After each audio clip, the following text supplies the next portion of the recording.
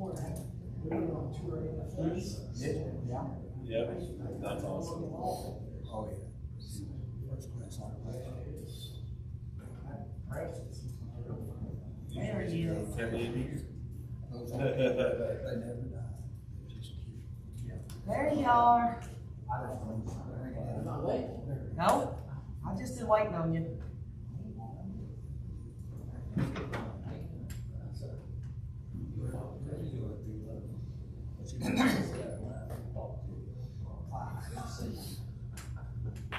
We are live.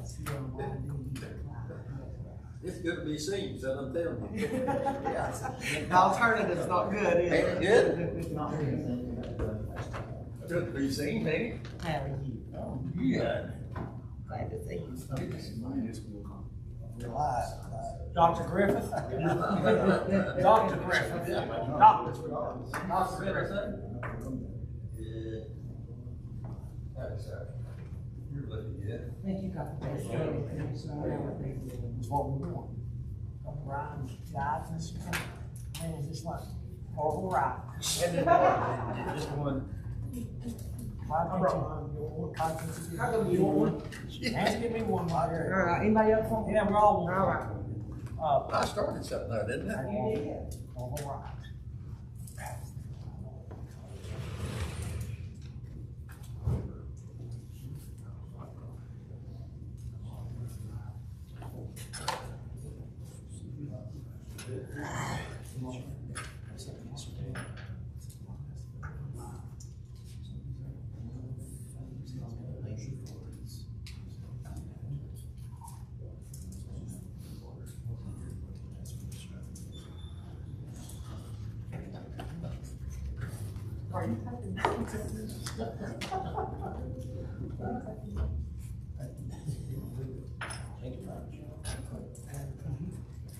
Young lady. You're welcome. Everybody, so I can keep an eye. What's that say? That says 4 o'clock, don't it? That's it. Yeah. I'm sure 3 minutes in. Yeah. Yeah. Is everybody ready? Yeah. Okay, it's 4 o'clock. I'm calling a meeting of the Erwin Board of Zoning Appeal. Welcome each and every one here tonight. Glad to have Mr. Markle, our new city recorder, join us today. To the meetings. And we also have Connor Franklin, who's president of the First Tennessee Development District, assists kind of our plan. So, first item on the agenda is approval of minutes for the November 16th, 2022 Board of Zoning Appeal. I make a motion to approve. Second. Further discussion? Hearing none. All in favor say aye. Aye. Opposed? Okay, minutes are approved. All the business aware of. Under new business, various requested student project removal on that. Very good. 1125 Woodside accessory structure setback. All right, so, who's representing the variance request? That's fair. So you guys are wanting to put your accessory structure in the rear of your property? No, it's not a bigger, it's a workshop. And it's not gonna go in the rear? Yes. It is, okay. Just want it a little closer to the back property line. So I will address the planning commission. As far as residency goes, he will not need a variance for this. As long as he is in an R1 zone, as long as it's 10 feet away from your principal building, being your main house, as long as it is 5 feet from the property line, which I'm assuming is close enough, because you were looking at 20 to 30 feet for the setback. Actually, just wanted 20. So, That'd give you room to mow. Yeah, and so you're fine with actually 5 as long as it's 5 feet off your property line, and as long as the workshop plus the main building doesn't exceed 30% of your property land, you're good to go.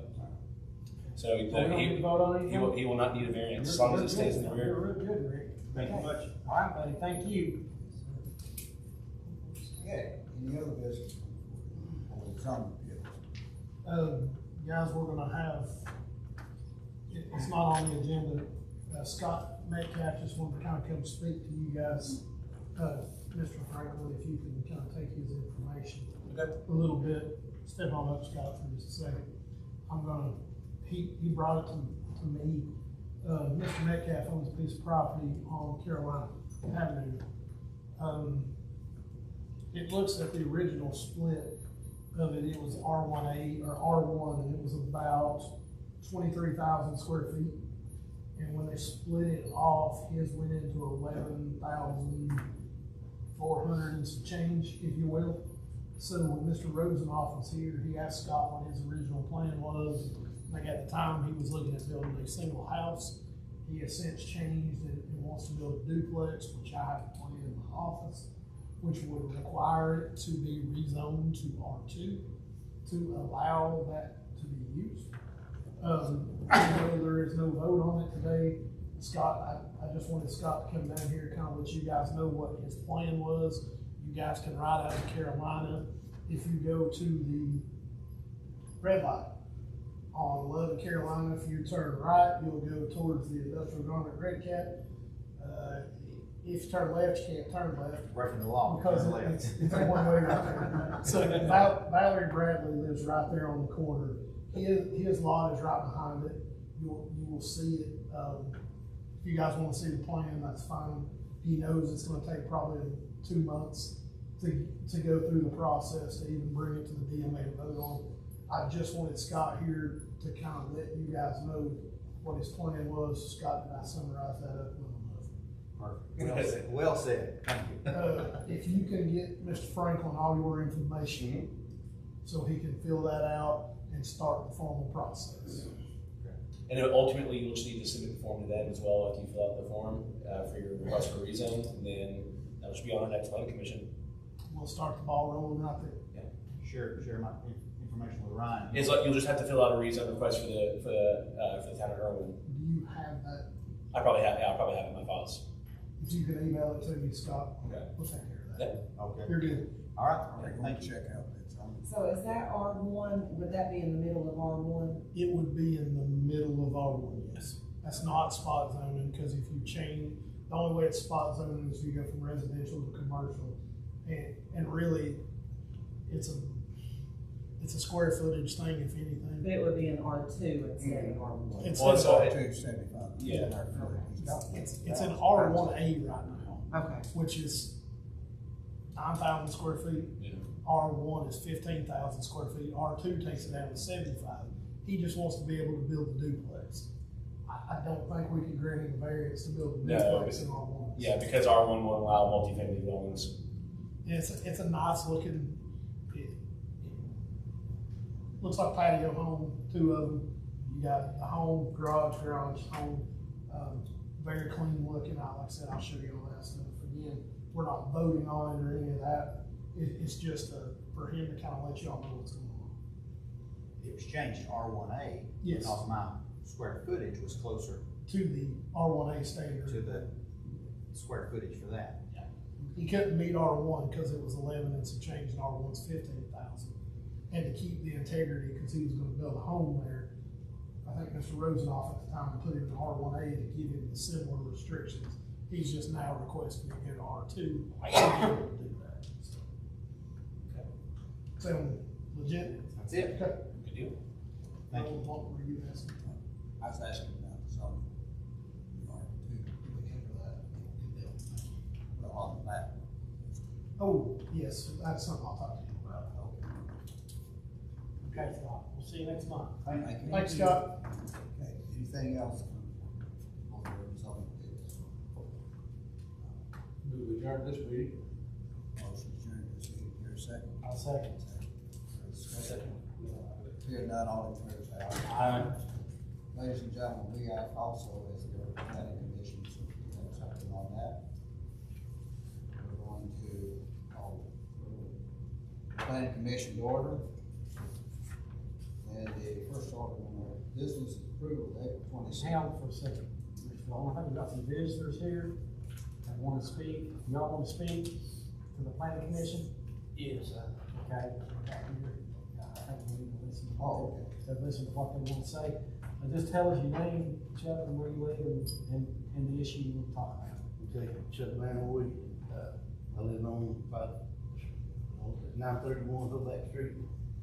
And it's in regards to this last month's meeting, it was talking about rezoning it for the RV park thing. I don't know all that died for lack of a second. But here, I thought he was gonna submit a new plan tonight. Well, we were told that, but he hasn't. Okay. But, if you want to tell the commission how you feel about the situation, Yeah, this I is the mean, time to do it. it's, I'm against it in many ways, I've been there 30 years, and there was a bunch of old junky trailers and everything in there. They finally all got moved out, which was a great relief. And now we're gonna put in RVs, which will turn into probably tiny homes, because they'll pull them in there on trailers and say, we're staying here, we're camping. And, it's gonna be probably turn into, people, it's hard to find places to live around here now and affordable. I think it's gonna turn into places where people are dragging the camper in there and setting up and staying from now on. It's gonna kill my property values for sure. They're finally coming back up now from all the trailers being gone and cleaned up and nice. We're not opposed to any kind of business going in there or anything, but just, you can do better than a trailer park, or an RV park. We've got mountains parked around here, Rock Creek Park, up Temple Hill. You got a beautiful place you can park. Who's gonna come in there with I seen when he pulled down and y'all went out there, he had a $500,000 rig stuff sitting there. Who's gonna pull in there right in front of the food shops, right beside Carolina Avenue, busy highway, and set up a nice camper like that? They're just not going to. There's too many other places to do it within walking distance. So we're against that totally. I heard something about maybe storage buildings. That's acceptable. I'd rather have something better for our side of town than that, but it's not, we don't know who these people are gonna be coming in there. If they do it temporarily, who they gonna be? And it's not gonna be a big nice camper like that down there. And, we've got, it's just so many reasons, and, so he is not submitting another plan or anything, so that's the reason we're here. He's not submitted anything to myself, you. Yeah. So like I said, He has sent communication on a few things that he's wanted to do. As far as storage buildings go, that would have to be rezoned to industrial, and that's a whole other process within itself. Who's in charge of the project? It'll be J. Day Ventures and Jeffrey Day? Yeah. Okay.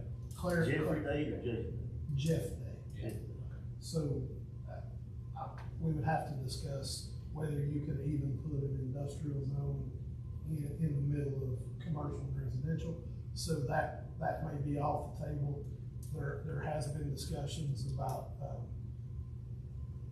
duplexes. There's been there's been discussion about homes. Pretty much whatever fits within the zoning, he seems to be willing to work on. He's just not really submitted a plan. Yeah, we want to be good neighbors, and we want to see something go there that's, that helps. I don't know if this may be a line item now, but I heard and have thought for years that if you move like a mobile home in or something inside the city, it has to have a block foundation, right? You A can't put it double in wide there. trailer is all we allow. The what? A double wide trailer is all we allow per ordinance. A single wide is not allowed in the city limits, and it has to be on a permanent foundation. Okay. The difference in what you're talking about in this is a travel trailer park. Right. A travel trailer park is allowed to be in B2. What a travel trailer, by definition, is exactly what we're talking about. It is an approved use in B2, which is a recreational trailer, thing of that nature. What's holding it up is the fact that it's in a design overlay district, which gives this board the power to hold it up. because they have to approve any permanent structure that's being built there. If it were not in that overlay district, it wouldn't even come before the planning commission and he could just do it. That is the only thing that's even holding this thing up, is the permanent buildings that he would have to build on that property. Because we have to ensure it's in the flood zone, we have to make sure we have to make sure that it meets the design guidelines that were put place in the 2011 zoning code. So that's kind of why we are where we are. And I did speak to him last week. He did give me a call, and he doesn't have formal plans written up as of right now. So. Okay. And I can see where he's coming from, because he has all the meter bases, he has septic tanks in there, or, you know, he got sewer stacks there. That's all free for him already, you know, and if you got RV park there, you don't have to pay taxes on RV, you know, he's still just paying taxes on a piece of land, right? So you all, at our city, we're not gaining nothing. But where that gets a little bit more complicated, there's a short-term rental, short-term lease, where he would have to pay taxes on that, and that's a whole nother separate thing. So he would, kind of like an Airbnb, kind of like an apartment, he would have to pay that tax, but that's what Mr. Muller in the recorder position would be able to tell you exactly how that's counted. But it's still probably pretty minimal for that piece of land. I couldn't teach you, I have no clue. I'd be lying if I told you. All right, very much, and so, all right, I guess I'll leave that. Thank you. Thank you, Chuck. Anybody else? Teresa McNally, 604 Washington Street, and my, I didn't hear you, I'm sorry. Teresa McNally, 604 Washington Street. And my property is adjacent back to his property, and like Chuck, I'm not too thrilled about him bringing RVs, because you don't know. And I've been in my house for 58 years, and I'm 58, and I've never had any altercation with anybody, not saying that I would, but, you know, I don't like the fact of him bringing people from out of town, and I know it's not gonna be an upscale RV park, it's just not, they're not gonna bring in stuff like that, I don't think. But anyways, and I'm not against him, you know, trying something else, building something, I'm not against that, it's just the RV part. And for him, how would we find out if he wants to come in and represent something else? Is that? It's public knowledge, I mean. Is there a website? He told me that. So how this works, usually you have to go through me or the First Tennessee Development District, our planner, to be put on the agenda. And normally about 2 weeks, is that what we kind of? Yeah, so anywhere from 10 to 15 days, but a safe assumption is the third Thursday or third Wednesday of every month. The planning commission is scheduled to meet. Now, whether they have business or not is whether they, you know, if it's there. So on the town's website, you go to erwintn.org, and there's a section called Building and Planning. You click on that right there, and as soon as he sends me the agenda, finalized agenda, what's on there, I drag it over and I post it in the town's website. So it's going to show you everything that's on that agenda. Once we post an agenda, it is very hard to change that agenda. It's kind of hard to add anything to it. It's kind of hard to take anything away from it. We can do it, but we don't usually like to do it. Yeah, so usually you have 7 to 10 days to know whether it's coming or not. It's the way we kind of like to do it. It's the fair and transparent way. Also, these meetings are live streamed like we are now. So you'll be able to go to the town website and be able to, there's a live stream that says view meetings. You'll be able to click on that and you'll be able to see anything that was discussed and all that good information as well. But that's where that's at. We also post it here in the town hall, or top town hall lobby. If you really want to drive to town hall 2 times a month. But the website is the easiest way, and if you guys can spread that word, that would be really good for us, because that is something we're definitely trying to do. As far as rezoning, you'll see the sign, plus we run it in the paper. It will be ran, depending on the guidelines of it, it's gotta be ran for 15 days. So we will run it usually in the Johnson City Press, because they can do it 15 consecutive, where the Erwin record's only printed once a week. Any other questions on that part? No. Yeah. Thank you. Thank you. Thank you. Anyone else? Can I ask what this guy's his name? That's on the property? Jeff Day, Jeff Day, okay, I thought he was the developer. he is the developer and owner, Okay. from what I gathered. The property is listed under J Day Ventures, so I'm guessing that's Jeff Day.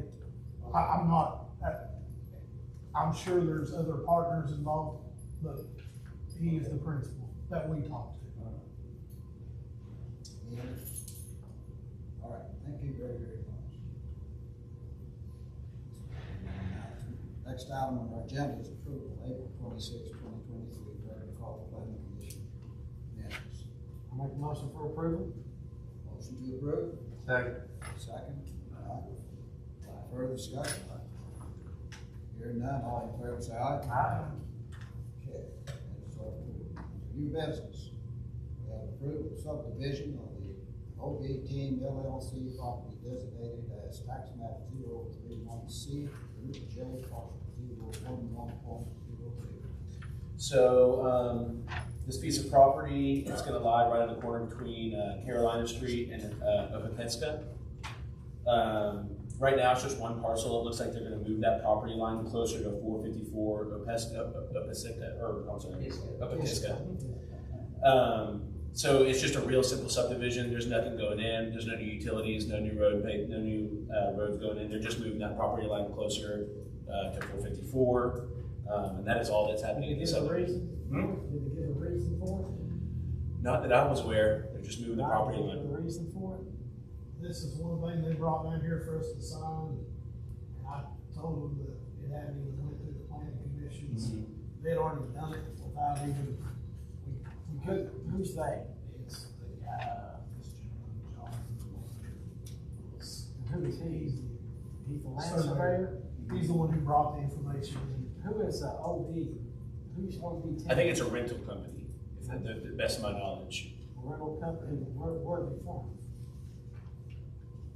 I'm not aware. They presented the subdivision about 2.5 weeks ago, and they said they were just moving the property line closer, and that both parties had signed, and they own both pieces of property, I'm assuming. So these are just gonna be continuing to be rentals, I'm assuming. Does that change anything to be placed on the property or? It's an R3, so it's already high density. So it doesn't do anything? Yeah, so it's still, both of them still have appropriate road frontage. Both of them are still gonna be within the minimum lot size, if anybody were to reconstruct something on that R3. But it's already high density, so it's at your lowest minimum lot size and lowest setbacks. They're just moving the property line a little bit. How long has it been like that? Well, I don't know why they would move it. I'm unaware, I mean, so I was not told. And the reason why it's here, I had a guys, hard time with this one. They explained it to me, but I could not figure out what was going on. the reason why it's here, typically they would be able to admin approve it. I have requested at the previous request of the previous city recorder, that until we get a planner, that's actually ours, that we get to know, admin approvals come before the board. And it does meet the requirements. Yeah, For the approval. It would be nice if someone was here to represent why. And I do have a copy of the subdivision, preliminary subdivision checklist. It does meet all the, it does meet the whole checklist as far as your preliminary plat goes. I don't know why the absolute reasons, or not reason, the subdivision's happening, but. I think when I talked to Ron earlier, we had talked about taxes. We had to do something similar to our property. We combined them for tax purposes, so I was wondering if that was the right place that they needed to go instead of here. So these are two separate taxes. properties, right? It's one right now. Right now it's one. He's trying One. to. It's right now it's Okay. right now it's one whole, and OB10 owns that whole parcel, and they're splitting it. So he's probably gonna sell something. More than one. Maybe, yeah. Okay, that makes sense. That's capitals, right? Yeah. That's probably what we do. Right? That's pure capitalism. That's what. Okay, yeah. All right. Yes, I get a comment? We're gonna vote, do we have to vote on that? Mhm. motion for approval. Second. Motion second, discussion. He's long. Just fine. Yeah, call me whatever though. I'll Okay. answer about anything. Okay. Yep. Okay, any further discussion? Hearing none, all in favor say aye. Aye. Opposed? Okay. Request to be granted. Anything else? None? Move adjourned. I'll second that. Second, in favor say aye.